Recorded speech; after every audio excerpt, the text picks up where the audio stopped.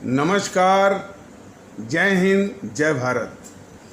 भारतीय अवाम ताकत दल अपने भारतीय भाई बहनों अर्थात अपने देश भारत की जनता अर्थात अपनी भारतीय अवाम से भारतीयता आधारित आपसी श्रद्धा, भारतीयता आधारित आपसी स्नेह, भारतीयता आधारित आपसी प्रेम, भारतीयता आधारित आपसी अखलाक मोहब्बत, भारतीयता आधारित आपसी सहयोग, भारतीयता आधारित आपसी सम्मान, भारतीयता आधारित आपसी एकता, भारतीयता आधारित आपसी भाईचारा तथा भारतीयता आधारित आपसी सद्भाव को समझने व उसे आत्मसात करके वैसा ही और उसी अनुसार आचरण एवं व्यवहार करने हेतु और इसके समस्त भारत में प्रचार प्रसार करने हेतु और प्रत्येक देशवासी को इसकी अहमियत और महत्व को समझाकर उसे अपनाते हुए वैसा ही और उसी अनुसार आचरण एवं व्यवहार करने हेतु और प्रत्येक देशवासी को अपना ही भारतीय भाई बहन मानकर, समझकर, अपनाकर उनके साथ वैसा ही और उसी अनुसार आचरण एवं व्यवहार करने हेतु सतत, सदैव और हमेशा अदब के साथ, आदर के साथ अर्ज करता है, विनती करता है। भारतीय अवाम ताकत दल के इस यूट्यूब के माध्यम से, यूट्यूब के संदेश के माध्यम से पूरे देश में भारतीय एकता, भारतीय सद्भाव, भारतीय भाईचारा और भारतीय अखलाक मोहब्बत का जो संचार हो रहा है, इसकी जो लहर दौड़ रही है, इससे जो भारतीय समाज के जो विखंडनकारी ताकतें हैं उनकी बेचैनी बढ़ रही है। एक असदुद्दीन गिरोह है, उसके कुछ नेता भारतीय अवाम ताकत दल के पदाधिकारी से कह रहे थे कि हमारे समाज के लोगों में ये बात न फैलाएं, एकता न लाएं। असदुद्दीन जैसे लोगों, असदुद्दीन जैसी मानसिकता वाले लोगों को भारतीय अवाम ताकत दल अपने आदरणीय भारतीय अवाम के माध्यम से ये बताना चाहेगा कि उनका कैसा समाज और किसी का भी एक खंडित समाज कैसा है। असदुद्दीन कहें कि हमारा समाज, अकाली वाले बोलेंगे कि हमारा समाज, और ये अखिलेश यादव बोलेंगे कि हमारा समाज, मायावती बोलेंगे कि हमारा समाज, और ये ममता बनर्जी बोलेगी कि हमारा समाज, स्टालिन जैसे लोग बोलेंगे कि हमारा वो तमिल प्राइड का समाज, कोई बोलेगा कि हमारा उड़िया समाज, हमारा गुजरात गरवी समाज। ये खंडित समाज के लोगों को भारतीय अवाम ताकत दल बताना चाहता है कि ऐसा कोई समाज है ही नहीं, ये सभी भारतीय समाज है। खंडित करने का प्रयास बहुत कर चुके, बड़ी साजिशें कर चुकी, राजनीति भी की जा चुकी लोगों को अलग करने की।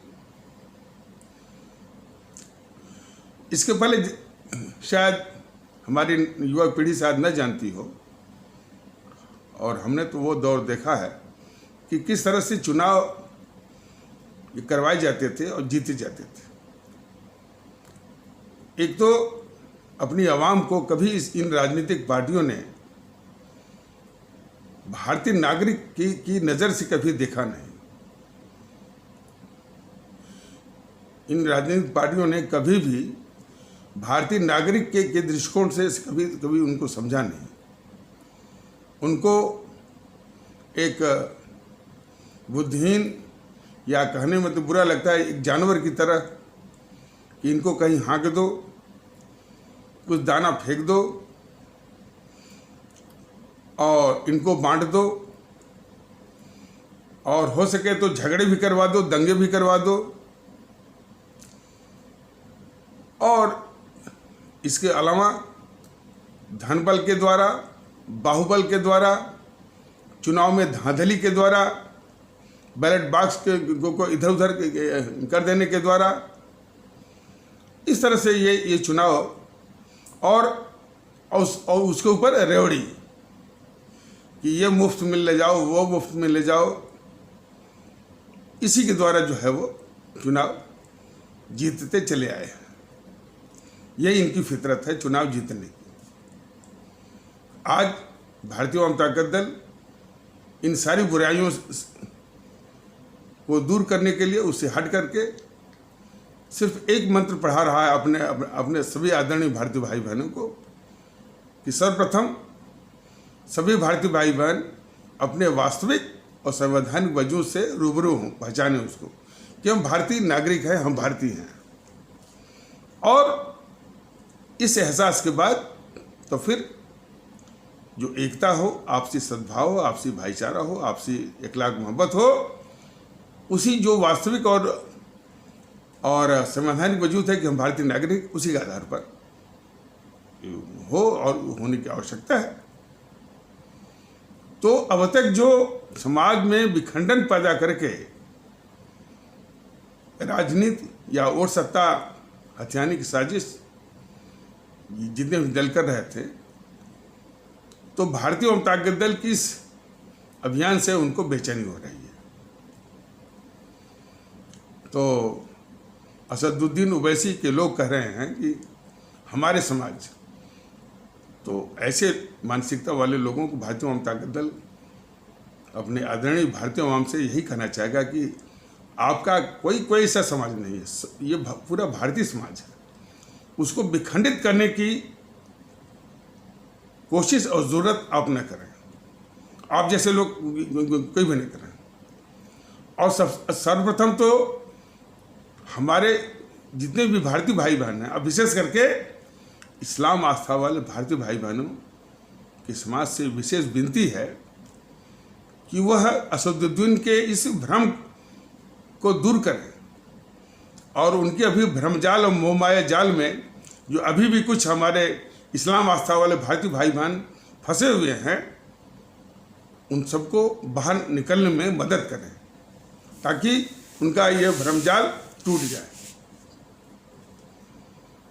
तो और उनका ही भ्रमजाल नहीं टूटेगा, अनुप्रिया पटेल जैसे लोगों का भी टूटेगा, ओम प्रकाश राजभर जैसे लोगों का टूटेगा, और संजय निषाद जैसे लोगों का टूटेगा, और इसके बाद जो है अखिलेश यादव, मायावती, और जो है ये ममता बनर्जी, इनका भी टूटेगा, स्टालिन जैसे लोगों का भी टूटेगा, कम्युनिस्ट वालों का भी टूटेगा। जीएनपीसी तो खैर इस मुल्क के सबसे माने खतरनाक और अभिशाप है, और उसी के ये सब माने चिले चपाटे हैं, और उन्हीं की ब्रीड है, उन्हीं की क्लास है, तो उनका भी भ्रम टूटेगा। और बीजेपी भी कुछ इसी तरह की जातिवादी राजनीति का षड्यंत्र रचती है चुनाव जीतने के लिए, उसका भी भ्रम टूटेगा।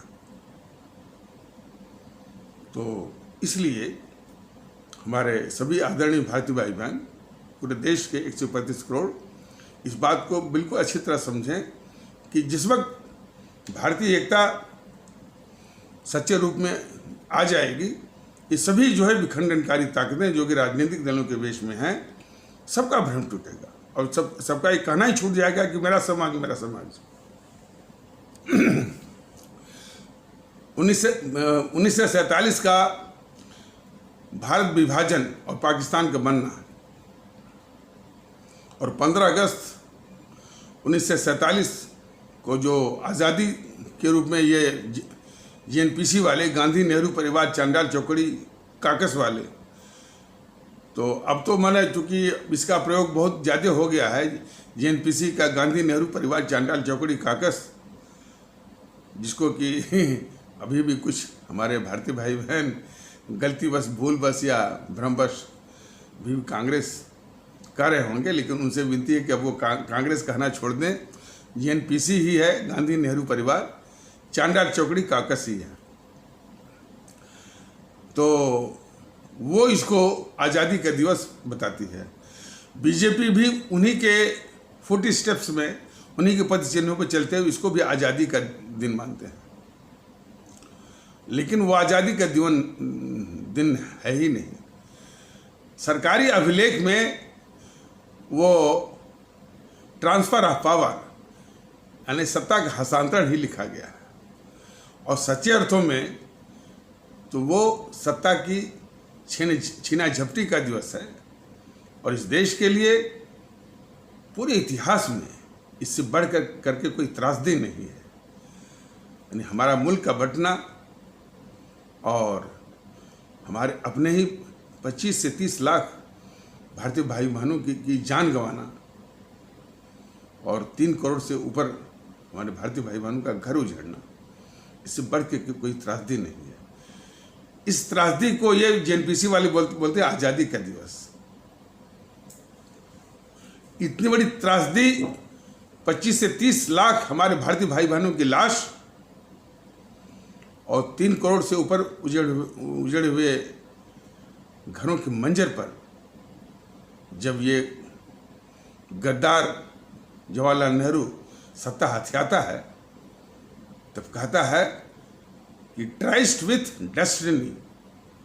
अंग्रेजी में उसका हिंदी में मतलब यह होगा कि सौभाग्य से सामना, सौभाग्य से मिलन, सौभाग्य से साक्षात्कार।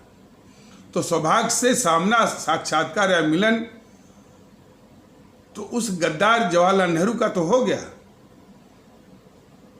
जो उसकी सत्ता हथियाने की हवस पूरी हो गई, लेकिन देश तो बढ़ गया ना।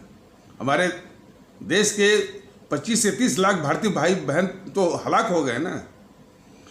हमारे देश के 3 करोड़ भारतीय भाई बहनों का घर तो उजड़ गया ना। और जो पाकिस्तान बना भी तो भारत को दुख देने के लिए बना, भारत को कष्ट देने के लिए, हमेशा एक ब्लीडिंग इंस्ट्रूमेंट, हमेशा उसको खून बहाने वाला। और अंतर्राष्ट्रीय भारत विरुद्ध अंतर्राष्ट्रीय साम्राज्यवादी ताकतों ने इस पाकिस्तान का भारत के खिलाफ हमेशा इस्तेमाल किया, और खास करके अमेरिका ने बराबर इस पाकिस्तान को धन से, हथियार से मदद दी भारत के खिलाफ लड़ने के लिए, भारत को जो दुख देने के लिए, भारत को ब्लीड करने के लिए, भारत का खून बहाने के लिए। तो वो पाकिस्तान बना। और ये ऐसा ही पाकिस्तान बनवाना चाहते थे ये दोनों गद्दार, जवाहरलाल नेहरू और गद्दार मोहनदास करमचंद गांधी, जो कि भारत को, जो कि एक पड़ोसी के रूप में न रहे, बल्कि हमेशा भारत के लिए एक ब्लीडिंग इंस्ट्रूमेंट, खून बहाने वाला उपकरण के रूप में भारत विरोधी अंतर्राष्ट्रीय साम्राज्यवादी ताकतों के द्वारा इस्तेमाल होता रहा। ये है। बाद में तो खैर जब पाकिस्तान बना तो फिर कश्मीर के मसले पर बड़ी गद्दारी किया इसने, जवाहरलाल नेहरू ने, उसकी भी एक लंबी फहरिस्त है। तो 15 अगस्त किसी भी रूप में इस देश के लिए आज़ादी का दिवस हो ही नहीं सकता। अब मैंने इनको देश विरोधी ही कहा जाएगा बीजेपी वालों को, कि वो कभी कभी मंच से बोलते तो हैं कि हमारे आज़ादी का दिवस वो था जबकि सुभाष चंद्र बोस ने 21 अक्टूबर 1943 को अंडमान निकोबार में आज़ाद भारत की स्थापना की थी। बात सही है, तो उसी को घोषित कर दो ना। 7 साल तो इनको बीत गया, 7 साल मोदी महोदय के बीत दिया तो इतना ही कर देते तो भाई कि 21 अक्टूबर 1943 को जिस दिन हमारे आदरणीय राष्ट्रभक्त शिरोमणि नेताजी सुभाष चंद्र बोस ने आज़ाद भारत की स्थापना अंडमान निकोबार में 21 अक्टूबर 1943 को किया था, तो 21 अक्टूबर को आज़ादी का दिवस जो है वो बना देते, घोषित कर देते। लेकिन नहीं, बस उनका नाम भुनाना।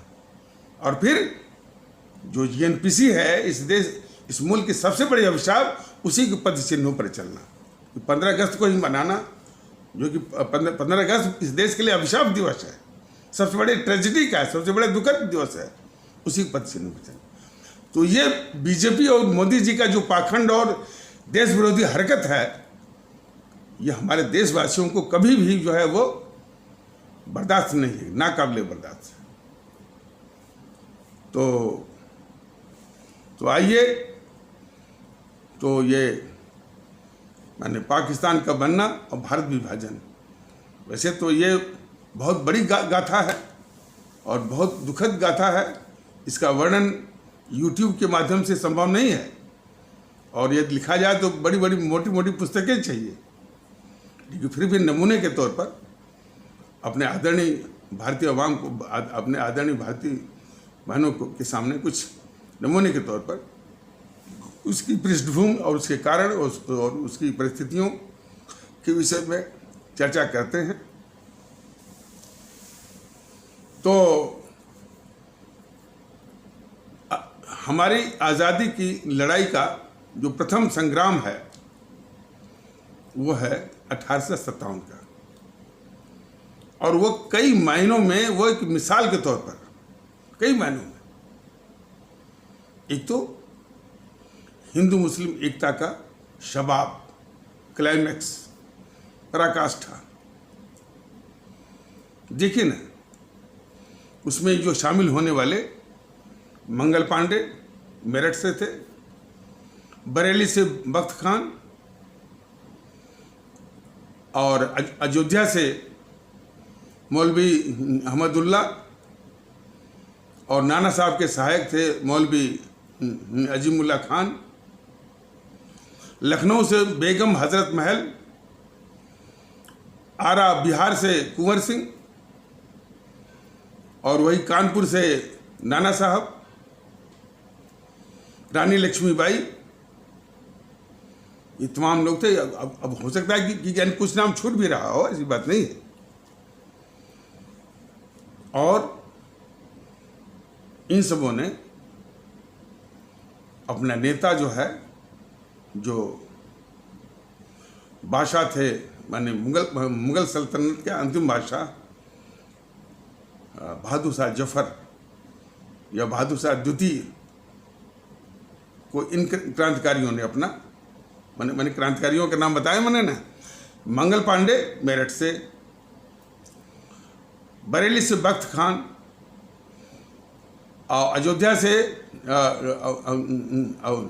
अहमदुल्ला, मौलवी अहमदुल्ला, और कानपुर से नाना साहब और नाना साहब के सहायक मौलवी अजीमुल्ला खान, लखनऊ से बेगम हजरत महल, आरा बिहार से कुंवर सिंह, झांसी से रानी लक्ष्मीबाई। तो इस प्रकार से भिन्न भिन्न क्षेत्रों से लोग थे। तो हिंदू मुस्लिम एकता का बिल्कुल एक मजबूत स्तंभ के रूप में एक पराकाष्ठा थी और एक शबाब, एक क्लाइमैक्स था। और इन क्रांतिकारियों ने अपना नेता जो है, माने मुगल सल्तनत के अंतिम बादशाह बहादुर शाह जफर, बहादुर शाह द्वितीय को अपना नेता बना दिया, और उन्होंने सर स्वीकार कर लिया, जबकि उनकी सेहत यानी वो साथ नहीं दे रही थी, तब भी उन्होंने स्वीकार कर दिया। और अंग्रेजों ने इस बात को माना और उनको बागी रूप मान करके वो मुकदमा चलाया था उनके ऊपर। तो ये था। अब देखिए कि जिस वक्त देश के लगभग सभी राजा, नवाब, जमींदार वो अंग्रेजों के साथ थे और अंग्रेजों की चाटुकारी कर रहे थे, उनके तलवे चाट रहे थे। उसी समय बादशाह के रूप में बहादुर शाह जफर ने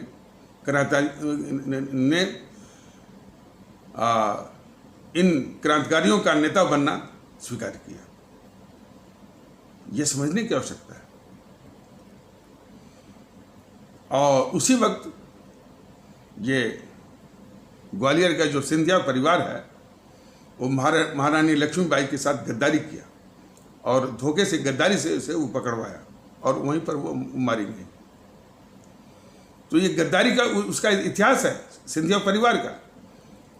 और वो सिंधिया परिवार का आधा हिस्सा जेएनपीसी में था, आधा हिस्सा बीजेपी में।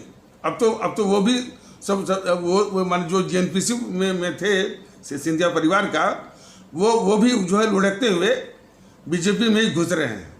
और आपने देखा होगा कि ये माधवराव सिंधिया भी, माधवना ने उसका बेटा वो ज्योतिरादित्य सिंधिया भी अब धीरे धीरे घुस गया है इसमें बीजेपी में। तो लेकिन उसके गद्दारी का एक इतिहास है। तो जहाँ पर ये बहादुर शाह जफर का एक देशभक्ति का इतिहास है, जो कि बादशाह थे, जहाँ तो उसी प्रकार जो है ये सिंधिया परिवार के गद्दारी का भी इतिहास है। इसको कभी भी बीजेपी वाले और जेएनपीसी वाले कभी नहीं कहते। ये तो बीजेपी वालों की और जेएनपीसी वालों की गद्दारी है देश के खिलाफ। और देश के जितने नवाब थे, राजा थे, जो जमींदार थे, उनके चमचे थे, वो तो अंग्रेजों के साथ थे ही, वो अंग्रेजों का ही वो तलवा चाट रहे थे। ऐसे वक्त में एक बादशाह होते हुए भी उन्होंने क्रांतिकारियों का नेता बनना, उन्होंने बनने में वो अपने को गौरवान्वित महसूस किया। और इतना ही नहीं, उन पर जब बागी होने का जब मुकदमा अंग्रेजों ने चलाया और इसके बाद उनको रंगून के जेल में बंद किया, वहीं पर उनका देहांत हो गया। तो उन्होंने अपने आत्मकथा में, ऑटोबायोग्राफी में लिखा कि हमको इस दुनिया से रुखसत होते समय, यानी मरते समय, हमको इस बात का बहुत मलाल है कि उसमें हमको अपनी ज़मीन नसीब नहीं हुई। अपनी ज़मीन से उनका सिर्फ तात्पर्य था अपने भारत की ज़मीन, भारत की मिट्टी। वो कभी भी इसका तात्पर्य नहीं था कि वो मंगोलिया की मिट्टी जहाँ से उनके पूर्वज आए थे। ये थी देशभक्ति। इसको बीजेपी वाले और इसको जेएनपीसी वाले कभी नहीं करते। तो इस प्रकार से जो है वो हिंदू मुस्लिम एकता का वो क्लाइमेक्स था, पराकाष्ठा थी। तो लेकिन इसको जेएनपीसी के जो चाटुकरानी हिस्टोरियंस हैं, चाटुकार इतिहासकार हैं, जिनके लिखे हुए इतिहास को हम आप सभी को पढ़ने को दिया गया है, तो वो 1857 की क्रांति को हमेशा महत्वहीन करने की कोशिश करते हैं। उनकी जरा तर्क सुनिए। वो तर्क प्रस्तुत करते हैं कि ये अस्थानीय था। हाँ, ये मानता हूँ कि ये पूरे देश में नहीं फैला था, भारत के कुछ ही हिस्सों में था, ये मैं मान सकता हूँ। इसका कोई नेता नहीं था, ये भी कुछ अंश तक सही है कि कोई नेता नहीं था। लेकिन फिर भी इन क्रांतिकारियों ने अपने जो बादशाह, मुगल सल्तनत के जो बादशाह थे, बहादुर शाह जफर को अपना नेता बनाया और उन्होंने शर्त जो है स्वीकार करके अपने को गौरवान्वित महसूस किया। और फिर इन्होंने एक झूठ बोला, इन चाटुकार इतिहासकारों में, जेएनपीसी के चाटुकार इतिहासकारों ने, कि इनमें एकता नहीं थी। यही वे सबसे बड़ा झूठ। हिंदू मुस्लिम एकता की बहुत बड़ी मिसाल, बहुत बड़ी पराकाष्ठा थी। और ये उन इतिहासकारों के कहने से नहीं होगा। अंग्रेज जी के वो थोड़ा विफल इसलिए होगा, विफलता का मुख्य कारण ये था कि जो तिथि, जो डेट जो फिक्स थी, उससे पहले ही जो है कोई कुछ लोगों ने शुरू कर दिया। जैसे मंगल पांडे ने 10 दिन पहले ही स्टार्ट कर दिया, तो इसलिए वो अंग्रेज जो है चौकन्ना हो गए, सावधान हो गए, और इस आंदोलन को कुचलने में वो कामयाब हो गए।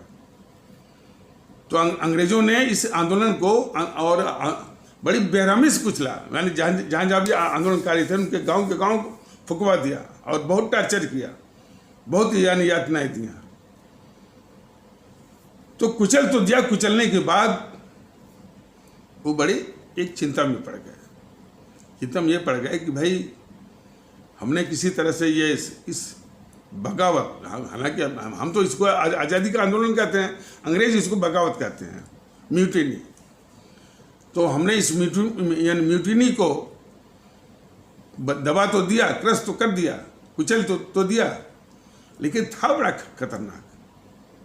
थोड़ी सी गफलत होती तो हमारी हुकूमत भी जाने का खतरा था। तो वो इस चिंता में पड़ गए कि कम से कम एक तो जो हिंदू मुस्लिम एकता है इसको तोड़ के रखना है, नंबर एक बिल्कुल उन्होंने ठान लिया कि अब हिंदू मुस्लिम एकता को होने नहीं देना है। दूसरा कि ऐसी एक व्यवस्था, ऐसा एक मैकेनिज्म, एक अरेंजमेंट होना चाहिए, इंतज़ाम, कि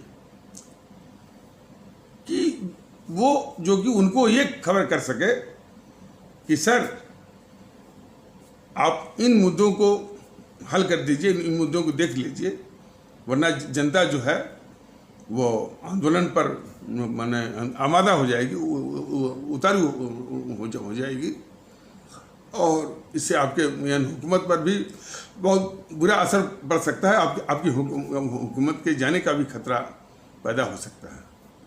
तो यदि उनको ये पता चल जाए कि भाई ये मुद्दा है, तो उस मुद्दे का कोई न कोई हल निकाल देंगे ताकि वो इस तरह का आंदोलन न हो। तो इस तरह की खबर करने वाला एक व्यवस्था, एक मैकेनिज्म, एक व्यवस्था के विषय में वो सोचने लगे।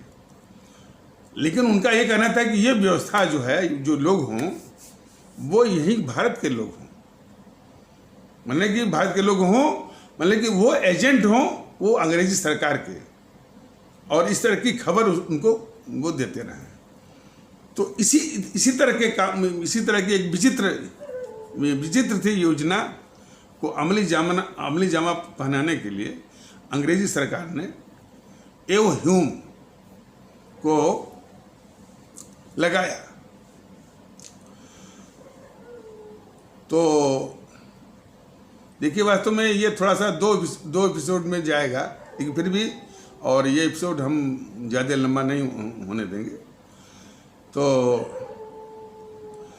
उसको लगाया, एव ह्यूम को, रिटायर्ड आईसीएस था, कि भाई ये इस विचित्र जो योजना है कि भाई कुछ ऐसे भारतीयों का समूह होना चाहिए जो कि हमको इस तरह से खबर करता रहा है। वो वैसा ही है कि जैसे आप समझ लीजिए कि जैसे कोई कारखाना होता है, फैक्ट्री होती है, उसमें कुछ कर्मचारी होते हैं, वर्कर होते हैं, तो उन वर्करों का एक नेता होता है। वर्कर कर्मचारी समझते हैं कि भाई ये मेरा नेता है और हमारे हितों की बात करता होगा, लेकिन अक्सर ये देखा जाता है कि वो नेता वास्तव में उस फैक्ट्री के मालिक का, कारखाने के मालिक का ही एजेंट होता है। और जब भी कोई इस तरह से जो कर्मचारी वो हड़ताल पर जाने पर आमादा हो जाते हैं, तो कहता है सर साहब ये दो एक छोटे मुद्दे को आप देख लीजिए, बाकी तो मैं वो बना लूँगा। वैसी भूमिका के लिए एक व्यवस्था चाहिए थी वो अंग्रेज़ों को। तो वही जो है एव ह्यूम, रिटायर्ड आईसीएस को ये काम सौंपा गया। उसने तो एक संस्था उसको बनानी थी। तो इतिहास में आप पढ़ेंगे तो इस कांग्रेस नाम पढ़ने के पहले उसके कई नाम पढ़े हैं, हमारी पार्टी, अंतरंग मंडल, इस टाइप से। तो ये एव ह्यूम ने वहाँ से अमेरिका से ये कांग्रेस शब्द उठा के लाया।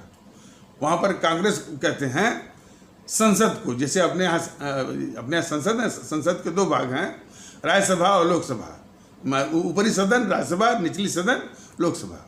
वहाँ पर कांग्रेस के दो हिस्से हैं, ऊपरी सदन जो है सीनेट और जो है निचली सदन जो है हाउस ऑफ रिप्रेजेंटेटिव्स। तो हाउस ऑफ रिप्रेजेंटेटिव्स और सीनेट को मिलाकर वहाँ कांग्रेस एक संसद है जिसका नाम कांग्रेस है। तो कांग्रेस शब्द वहाँ से ये मिलाया और वही नाम इसको नाम चिपका दिया, वही कांग्रेस इसका नाम पड़ गया। और उसका काम क्या था? सिर्फ मुखबिरी करना, दलाली करना।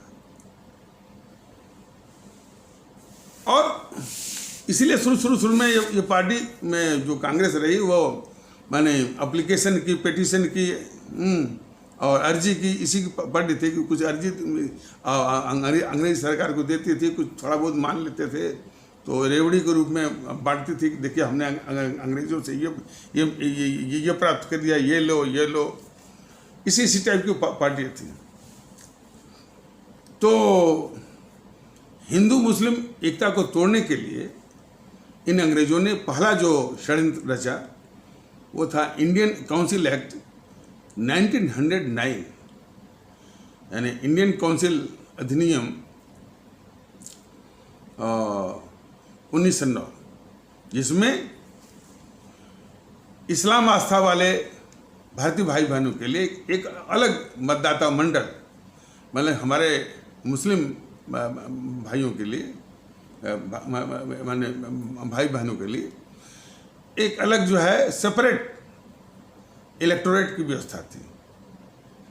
इसको वो कांग्रेसियों ने तुरंत मान लिया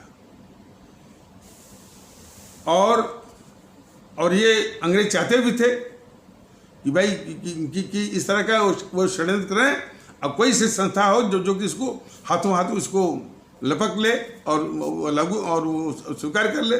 तो कांग्रेस ने इंडियन काउंसिल एक्ट 1909 को, जिसमें कि यानी ये मुस्लिम माने या इस्लाम आस्था वाले भारतीय भाई बहन के लिए अलग मतदाता मंडल, सेपरेट इलेक्टोरेट की व्यवस्था थी, उसको मान लिया। और इस प्रकार अपने इस्लाम आस्था वाले भारतीय भाई बहनों के लिए अलग से मतदाता मंडल या सेपरेट इलेक्टोरेट को मान करके कांग्रेस ने पाकिस्तान की नींव रख दी। कब? 1909 में।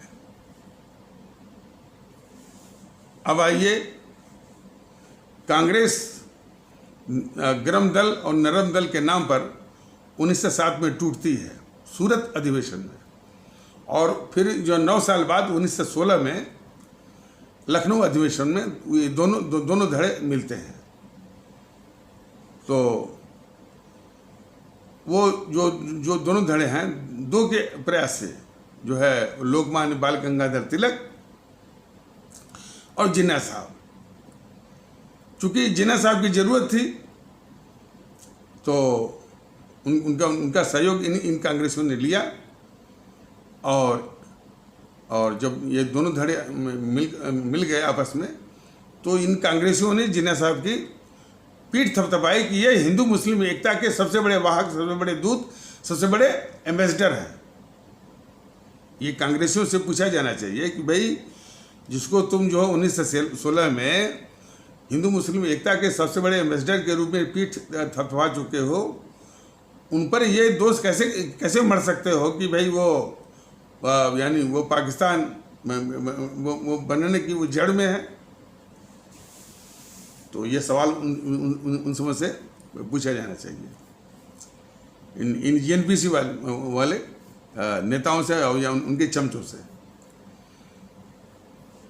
और देखिए, कांग्रेस जो है वो अंग्रेजी सरकार से ये आज़ादी की मांग तो इसने कभी की ही नहीं। अधिक से अधिक वो मांग करती थी डोमिनियन स्टेटस।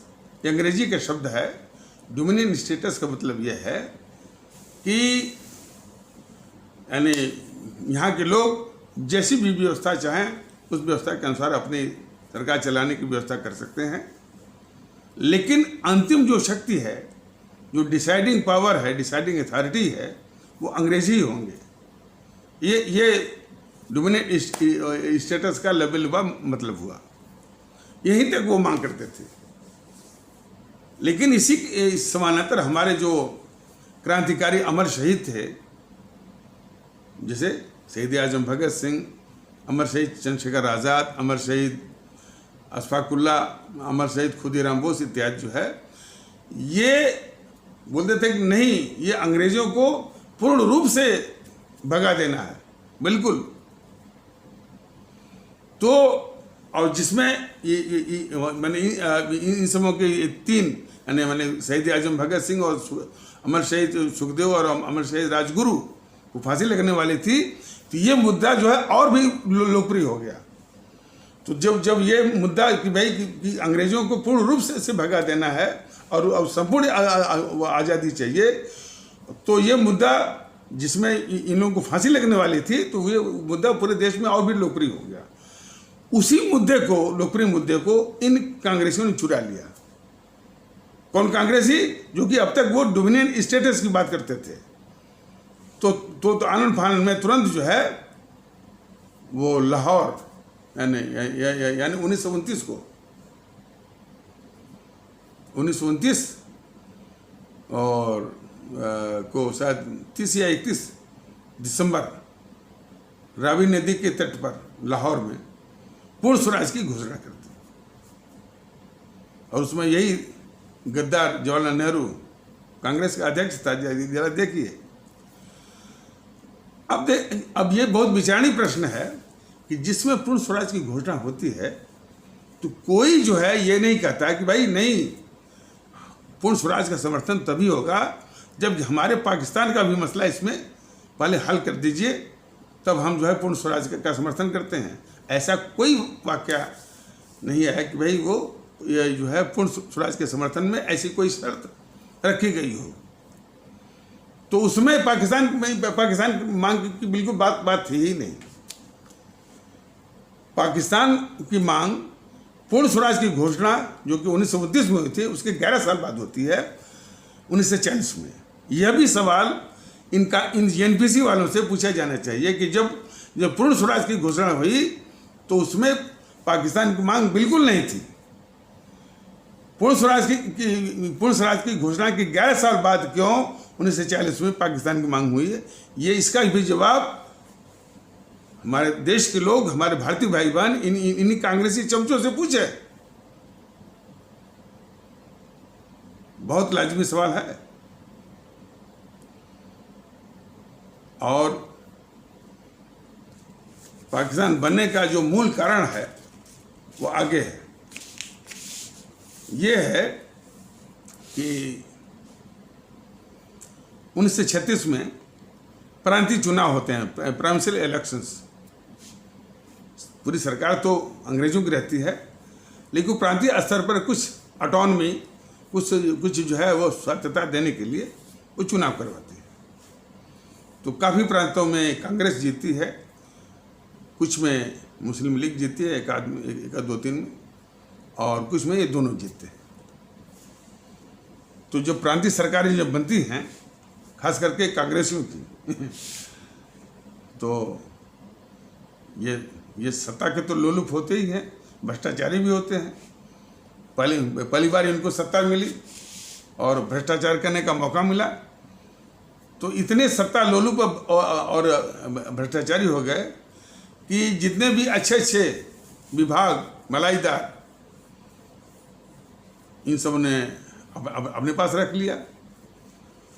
और उसी कांग्रेस में अब देखिए, जितने अच्छे विभाग अपने पास रख लिए, और बिल्कुल जिसमें मलाई नहीं थी, जिसमें यानी बहुत ही लिस्ट इम्पॉर्टेंट, सबसे कम महत्वपूर्ण विभाग या मंत्रालय जो है, वो इस्लाम आस्था वाले जो नेता थे कांग्रेस के,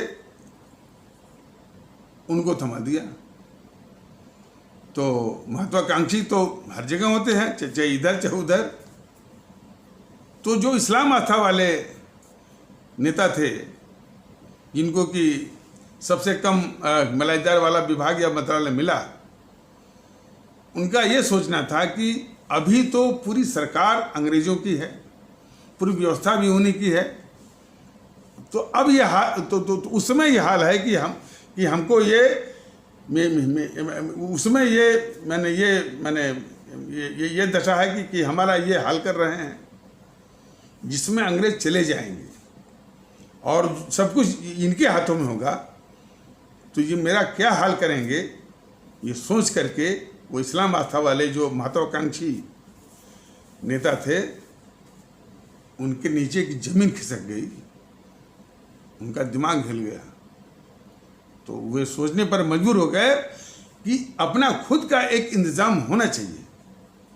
तो अपने खुद के इंतजाम के ही चक्कर में उस 1936 के 4 साल बाद यानी 1940 में पहली बार पाकिस्तान की मांग उठती है।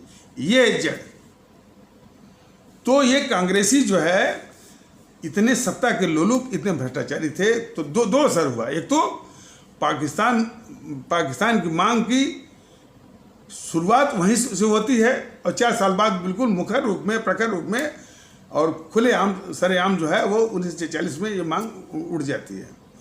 दूसरा, चूंकि इतने भ्रष्ट हो गए, इतने सत्ता लोलुप और लालची हो गए कि गांधी महोदय को बड़ा दुख हुआ और इनको सार्वजनिक रूप से कहना पड़ा कि अब इस कांग्रेस को एक खूबसूरत दफन देने का वक्त आ गया था।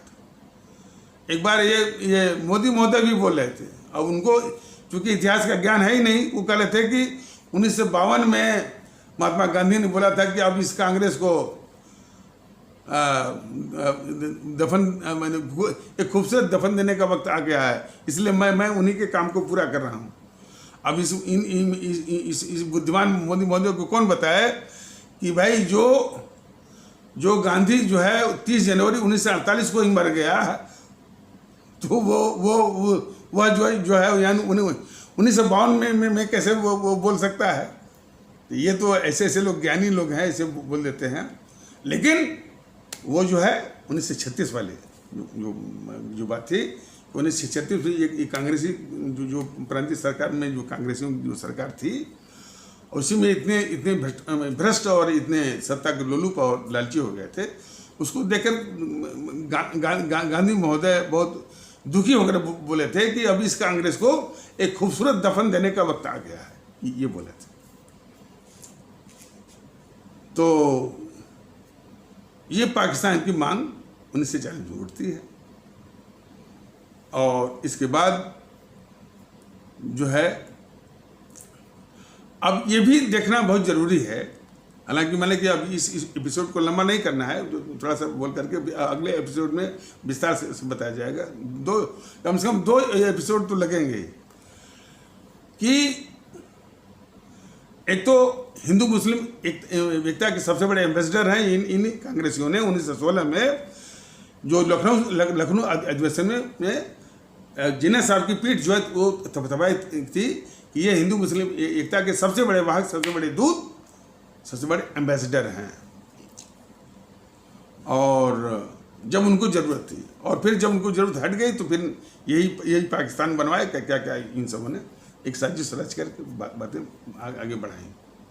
आगे एपिसोड में बताया भी जाएगा कि किस तरह साजिश करके ये दोनों गद्दार यानी जवाहरलाल नेहरू और ये मोहनदास करमचंद, इन दोनों ने मिलकर के देश को बांटा है। और हिंदू मुस्लिम एकता के विषय में जरा समझ लीजिए। तो बात चली थी कि ये कांग्रेस जो है सिर्फ मुखबिरी और दलाली के लिए, तो इस मुखबिरी जो दलाली की जो भूमिका निभाती रही और मुखौटा पानी रही कि हम आज़ादी की लड़ाई लड़ रहे हैं, आज़ादी की लड़ाई लड़ने का मुखौटा पान करके वो अंग्रेजी सरकार की मुखबिरी और अंग्रेजी सरकार के लिए मुखबिरी और दलाली कर रही थी। तो इस हकीकत को जो जेएनपीसी के भी जो पुराने हिस्टोरियंस हैं, चाटुकार इतिहासकार हैं, इसको छिपा नहीं पाए, इसको दबा नहीं पाए, कबूले हैं, इस बात को उन्होंने तस्दीक किया है, लेकिन थोड़ा सा घुमा करके, थोड़ा सा सॉफिस्टिकेटेड वर्ड्स में, मुलम्मेदार अल्फाजों में उन्होंने कहा कि भाई ये कांग्रेस पर एक तोहमत लगता था, एक आरोप, एलिगेशन लगता था कि वो अंग्रेजी सरकार की सेफ्टी वाल्व थी। तो जैसा कि पिछले एपिसोड में बताया गया था कि सेफ्टी वाल्व तो इस समय हमारे माताओं और बहनों के किचन में जो प्रेशर कुकर है उसमें भी आ गया है, लेकिन जिसमें की बात थी उसमें जो है प्रेशर कुकर था ही नहीं। उसमें सेफ्टी वाल्व जो है रेलवे के भाप के स्टीम के इंजनों में जो बॉयलर हुआ करते हैं तो उसमें सेफ्टी वाल्व हुआ करता था। तो सेफ्टी वाल्व चाहे रेलवे के स्टीम इंजन के बॉयलर में हो, चाहे प्रेशर कुकर में जो माताओं बहनों के किचन में प्रेशर कुकर होता है,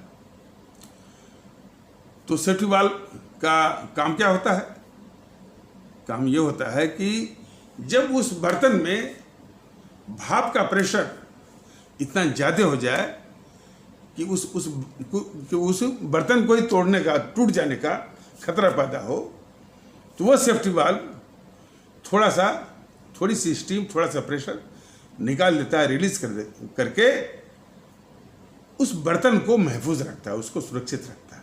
उस बॉयलर को इस रेलवे के स्टीम इंजन के बॉयलर को सुरक्षित रखता है। यही काम इस कांग्रेस करती थी कि जब भी, जरा ध्यान दीजिए आप सभी लोग, कि जब भी यानी हमारी आवाम अंग्रेजों के जुल्म सितम से ऊब करके अंग्रेजी सरकार के खिलाफ आंदोलन करने पर आमादा हो जाती थी, तो ये वो मुखबिरी करके, दलाली करके उसके आक्रोश को, उसके क्रोध को थोड़ा सा मैंने वो कम कर देते थे कि साहब ये छोटा मोटा मुद्दा देख लीजिए।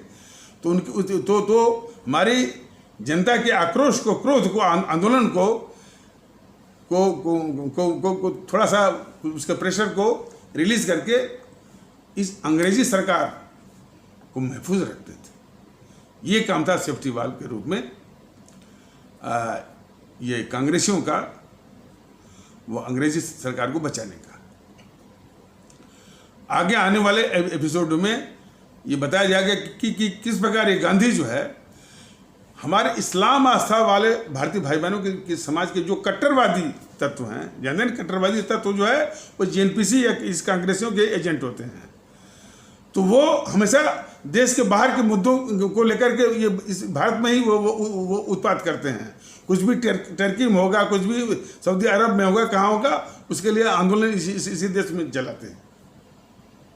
तो उसी तरह का एक आंदोलन जो है टर्की के जो है वो कोई कमाल अतातुर्क को लेकर को कुछ था, Christian versus Kemal Ataturk Turkey में, उसको लेकर के आंदोलन यहाँ पर चल रहा था, खिलाफत। इस खिलाफत आंदोलन किसका था? वो कट्टरवादियों का, इस्लाम आस्था वाले भारतीय भाई बहनों के समाज का कट्टरवादियों का आंदोलन था। उसको इस गद्दार मोहनदास करमचंद गांधी ने राष्ट्रीय आंदोलन का नाम दे दिया, स्वतंत्रता संग्राम आंदोलन का नाम दे दिया। कितना गद्दार था ये मोहनदास करमचंद गांधी। तो आगे आने वाले एपिसोडों में अब उसको विस्तार से बताया जाएगा। तो इन्हीं आवश्यक शब्दों के साथ इस आवश्यक परिचर्चा को यहीं पर विराम दिया जाता है। तब तक के लिए नमस्कार, जय हिंद, जय भारत।